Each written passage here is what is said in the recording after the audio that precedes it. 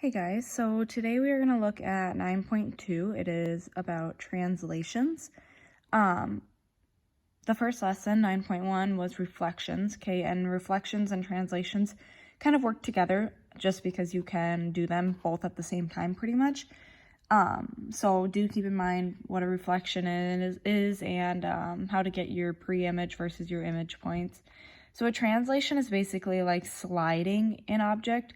So you're not changing the shape or the size again, but what you are doing instead is like, so if, say this is my pre-image right here. Okay, so if this is my pre-image, I want to map it onto my image, which is this one. Okay, what that means, what map onto means is basically how am I going to get this shape right here, right on top of this one so it looks like you only have one shape. Well, what you're going to do basically is like you're going to slide it. You can either slide it this way and up, or you could slide it this way, or you could slide it up and to the right. So that's what a translation is. It's almost like you're just picking your shape up and you're just sliding it directions to map onto one another. Okay, so don't forget what a pre-image versus an image is as well. Remember, pre-image is that beginning image before you have any reflections, any translations, anything funky going on with it. And your image is your final product, okay? So a common problem that you're gonna see on your homework or something similar is something like this right here. It says that Pentagon VWXYZ has these vertices, okay? These 5 vertices. And I need to draw my new image under the translation of this right here. Okay, so I'm going from x, y, and now I'm taking my x value and I'm adding 4 my y value and I'm subtracting 3. So my pre-image points, I like to just do this for organization, and this would really help me when you guys are doing the homework, if you can kind of label it out this way, so that I kind of have an idea. And I can, I don't know, kind of keep it organized when you turn in that online assignment. So your pre-image points here, I'm just going to label them in order again. So V is at -3, 0. W is at -3, 2.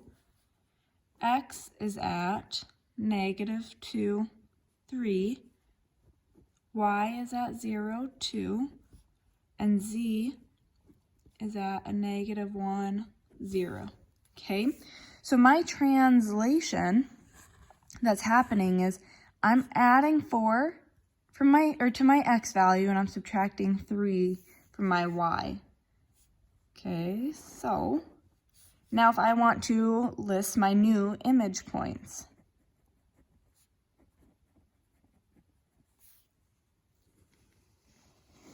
So now if I'm going from my pre-image to my image, again, what am I doing with my x? Well, it tells me to add 4. So -3 plus 4 is a 1. So V prime is going to be a 1, comma, and 0, and I am subtracting 3, so -3. Don't forget when you're doing your image, always add that prime variable or that prime symbol in there, okay? So on this one, again, my pre-image to my new image, so I'm going to have W prime. So -3, add 4, again, is going to give me that 1, and a 2 minus 3 is a -1. We'll do the X prime. So X prime, I have my -2, I'm adding 4, so that's going to be a 2. And then my 3, I'm subtracting 3, so that'll be 0. And then my Y prime. So 0 plus 4 is 4. 2 minus 3 is -1. And the last one, Z prime. -1 plus 4 is 3. And 0 minus 3 is -3. So then all you'd have to do is graph your pre-image and graph your image. So then you'd have 2 pentagons on the same graph, and then you would basically just be done. Hopefully that makes sense. There is going to be a question on your homework. Let me find it quickly.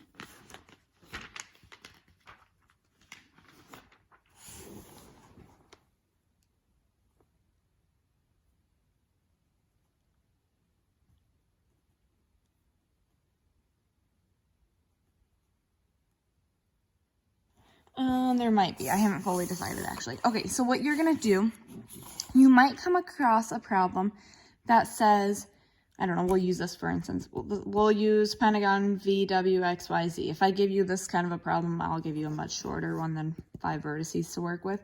But it might say it's reflected across the x-axis and then it's translated this much. Okay, so if they were to throw a reflection, so say you had your pre-image, then you were reflected, then you were translated to get your new image, like that. So it's almost like instead of 2 steps, now you'd have 3. So let's just take these first 3. So if I had V is at -3, 0, W is at -3, 2, and X is at -2, 3. So if I'm reflected across the x-axis, well, I know if I'm reflected across the x, I change my y terms to negatives, right? So then I'd have V prime is at -3, well, that one stays. W prime would be at -3, -2, and X prime would be at -2, -3. Now, if I took this and I want to do my translation right here, so if I did I'll just write it down again, x plus 4, comma, y minus 3.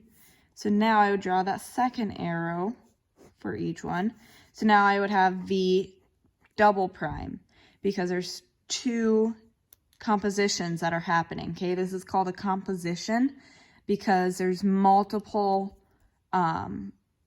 things that are being done to my pre-image. So this is double prime then.